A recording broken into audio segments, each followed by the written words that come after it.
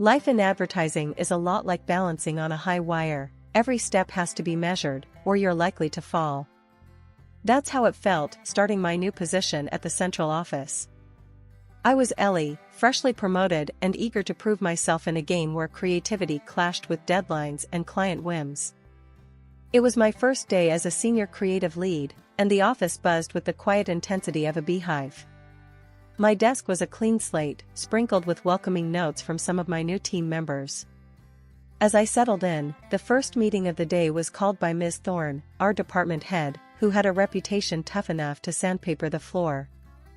"Alright, everyone, let's make this quick. We're not here to waste time," Ms. Thorne snapped as we gathered around the glass table in the meeting room.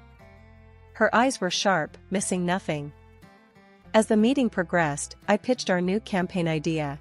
It's fresh, it targets the younger demographic with their love for sustainability and authenticity.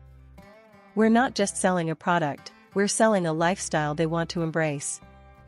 Ms. Thorne's lips thinned. "Interesting, Ellie. But let's make sure it's not too dreamy. These millennials might love a cause, but at the end of the day, it's the hard sell that closes the deal." The rest of the day was a blur of introductions, project briefings, and setting up endless passwords for various systems. When the clock finally signaled the end of the day, I was the last to leave, making sure everything was lined up for the next morning. As I stepped out into the cool evening, my phone buzzed. It was a text from my older sister, Amanda. She rarely texted during the week, so seeing her name light up my screen brought a smile to my face. "Hey kiddo, just wanted to send you a little cheer. Mia nailed her choir solo today, and I got it on video. Sending it your way. Miss you." I texted back a string of heart emojis and a promise to call her over the weekend. My sister and I hadn't had the easiest time growing up, especially after our mom took off with her new flavor of the month and left us with our dad. When he passed, it felt like we only had each other against the world. I watched the video of Mia, her voice crystal clear and surprisingly mature for a 12-year-old. She had that spark, something special that made her more than just another kid in a school choir. "You're going places, kid," I murmured, pocketing my phone with a renewed sense of purpose. Saturday rolled around like a promise. I was finally on my way to Amanda's, armed with Mia's favorite chocolate cupcakes. Life had tossed enough at us, but weekends like these were small patches of normalcy we clung to. I knocked on Amanda's door, the familiar creak welcoming me inside. The aroma of fresh coffee mingled with the sound of Mia practicing scales in the background. Amanda emerged from the kitchen, a mock frown on her face. "Ellie, tell your niece to give it a rest, will ya?" My head's pounding like a drum solo. Laughing, I called out, "Mia, take 5. Aunt Ellie's here with the goods." Mia bounded into the room, her excitement bubbling over. "Aunt Ellie, did you watch the video? Did you see me hit that high note?" "I did, superstar. You were fantastic." I ruffled her hair, handing over the cupcakes, which she accepted with a grin. As Mia dashed back to her room, likely to stash the cupcakes away from adult supervision, I turned to Amanda. "How you holding up, sis? You look a bit worn out." Amanda sighed, pouring us coffee. "Work's a beast, Ellie. You know how it is. But it's nothing a good cuppa can't fix." We settled onto the couch, sipping the bitter brew. "Ellie, have you spoken to Mom recently?" Amanda's voice was tentative, almost cautious. Rolling my eyes, I shrugged. "You know I haven't. Not after the last circus. Why? Has she reached out?" "Nah, just the usual postcard from wherever the hell she is now. Maldives, I think. Says she's living her best life or some crap like that." Amanda's tone dripped with disdain. I snorted. "Living her best life, huh? Must be nice, forgetting you have daughters who deal with real life every day." The conversation turned as we discussed Mom's latest escapades, none of which involved her being a responsible parent. It was old news, but it stung anew each time. Changing the subject, Amanda leaned in, lowering her voice even though Mia was out of earshot. Speaking of real life, I've been thinking about setting up a YouTube channel for Mia. She's got talent, Ellie. Real talent. My interest piqued. That's a solid idea.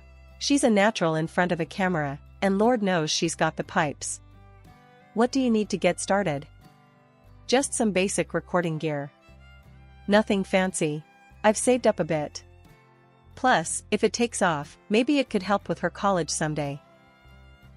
We spent the rest of the afternoon brainstorming for Mia's channel, our voices filled with an excitement that had been missing for too long. It wasn't just about the potential of a YouTube channel, it was about giving Mia something solid, something joyful to hold on to. Driving back to my place, I couldn't shake the feeling of warmth that only a day well spent with loved ones could bring. Despite the chaos of work, this, family, was what mattered. And I was ready to fight for it, come what may. 2 years flew by unnoticed: work, family, and work again. That Tuesday started like any other day at the office, with coffee that was too bitter and emails that were too many. But just before lunch, my world came crashing down with a single phone call. The hospital number flashed on my screen, and a cold sweat broke out across my back as I answered. Hello? Is this Eleanor Jenkins? A stern voice asked on the other end. Yes, speaking. What's wrong? I'm sorry to inform you that your sister, Amanda Jenkins, was brought in today. She had a heart attack at work. She didn't make it, ma'am. I'm very sorry for your loss. The floor might as well have fallen away under me. Thank you, I'll be there as soon as I can. I hung up, my heart pounding in my ears, and my vision blurry. Stumbling to Miss Thorne's office, I barely managed to knock. Miss Thorne looked up, her usual scowl in place. What now, Jenkins? I hope you have a good reason for interrupting. My sister, she died. Heart attack. I need to go to the hospital. I managed to choke out, the words tasting bitter on my tongue. Her eyes narrowed, assessing me like I was a faulty cog in her machine. Jenkins, if you need time off again this month, I can't promise your job will be waiting. I stared at her, my grief turning to anger. My sister just died. I'm going, whether my job's here or not. Without waiting for her response, I turned and left her office, her sharp voice calling after me. Think about your career, Jenkins. I didn't stop, didn't look back. Grabbing my purse, I bolted from the building and hailed a cab, the hospital address spilling from my lips like a prayer. At the hospital, I was a zombie, signing papers I didn't read, nodding to words I didn't hear. It was over. She was gone. And then the hardest part came, telling Mia. I collected her from school, the normal smile she greeted me with tearing at my heart. As we sat in the parked cab, her smile faded, her eyes searching mine. Aunt Ellie, why are you here? Where's Mom? I took a deep breath, my voice a whisper. Sweetie, something very bad happened. Mom had a big heart problem today. She didn't make it. Mia's face crumpled, her small body shaking with sobs. No, that can't be. Mommy was fine this morning. I pulled her close, her tears soaking my shirt. I know, baby, I know. I'm so sorry. We sat there, the world outside continuing as if nothing had changed, as if my sister wasn't just gone. But for us, everything had stopped. The cabbie, bless his heart, did not bother us and even turned off the meter. Later, we went back to Amanda's house, a place now hollowed by her absence.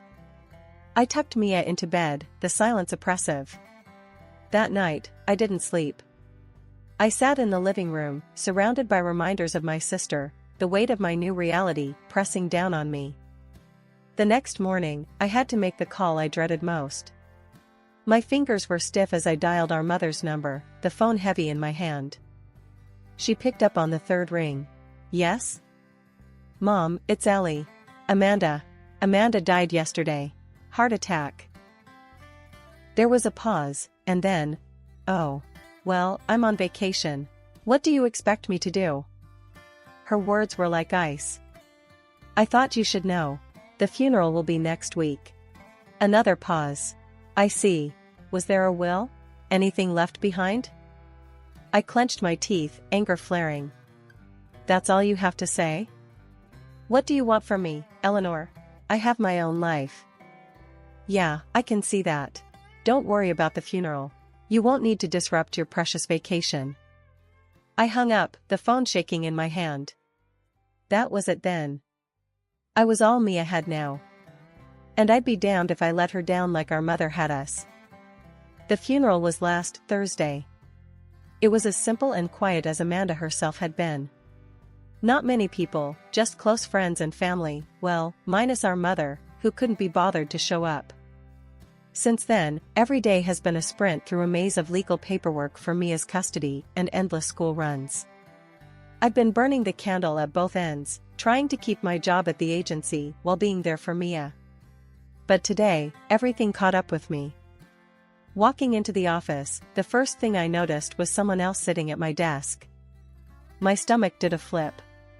She looked up, a faux smile plastered on her face, like she was waiting for this moment. Confused, I marched straight to Ms. Thorne's office. She was expecting me, standing by the door with that look she has, like she knows something you don't. Ellie, come in. Have a seat. She gestured to the chair across from her desk, with a too sweet tone. I didn't sit. Why is someone in my seat? My voice was more of a growl than I intended. Miss Thorne folded her hands on the desk, her eyes gleaming a bit too brightly. Ellie, let's not make this harder than it needs to be. Your frequent absences have been problematic. We've made the decision to move forward with someone else in your position. My sister died, Miss Thorne. I was taking care of my niece. You knew this. My hands were shaking, but I kept my voice steady. And I am truly sorry for your loss, Ellie, but business is business. We need someone reliable. You're free to collect your things. Best of luck. I stood there, stunned, my ears ringing with her words. Without another word, I turned and left her office. Collecting my things took less than 5 minutes. The new girl at my desk didn't meet my eyes. Walking out of that building felt like leaving a part of my life behind. I hailed a cab, sinking into the seat as the city blurred past. My mind raced, what were Mia and I going to do now? How long could we last on what I had saved? Where to? The driver glanced at me in the rearview mirror. Just drive for now, I said, pulling out my phone to check my bank app. The numbers weren't comforting. Rent was due in 2 weeks, and there were still groceries, Mia's school stuff. It piled up so fast it made my head spin. Walking through the door earlier than usual had Mia staring at me like I was a ghost. What's up, Aunt Ellie? Why are you home so early? I slumped into a chair, the weight of the day crushing down on me. Things are kind of messed up, kiddo. I lost my job today, and honestly, I'm not sure what we're going to do.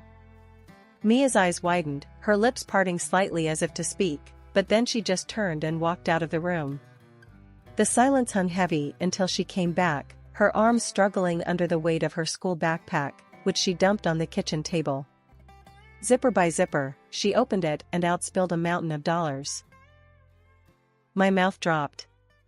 Mia, where the heck did you get all this? She beamed, pride shining in her eyes. It's my money, Aunt Ellie. I earned it singing. Mom helped me set up a YouTube channel a couple of years ago. I've been posting videos of my songs. You what? I grabbed my laptop, pulling up the internet as she spelled out her channel name. The page loaded, and there it was, hundreds of thousands of subscribers, videos with views ticking into the millions, and comments piled up like treasure. Reading through the comments, I couldn't help but smile. Mia, this is incredible. You're a star. She shrugged, a bashful smile on her face. I just like singing. But I thought the money could help, especially now. I pulled her into a hug, my mind racing with possibilities. Help? Kiddo, you just saved us. But we need to manage this right. Officially, I mean. Over the next few days, I was a whirlwind of activity. I contacted an accountant friend who helped set up a trust for Mia's earnings and sorted out the tax details. I officially registered myself as her manager to keep everything professional. With the business side tightened up, I dove into the creative. We brainstormed video ideas together, planned out a schedule, and I even reached out to vocal coaches to refine her already impressive skills. Our living room turned into a makeshift studio, where Mia recorded her new songs. I learned quickly, handling the camera and editing videos late into the night. Every upload brought in more subscribers, more views, more revenue. Feeling bold, I used some of the funds to launch a targeted ad campaign on social media. "We're going big, Mia," I told her as I set up the ads. "Let's show everyone what you've got."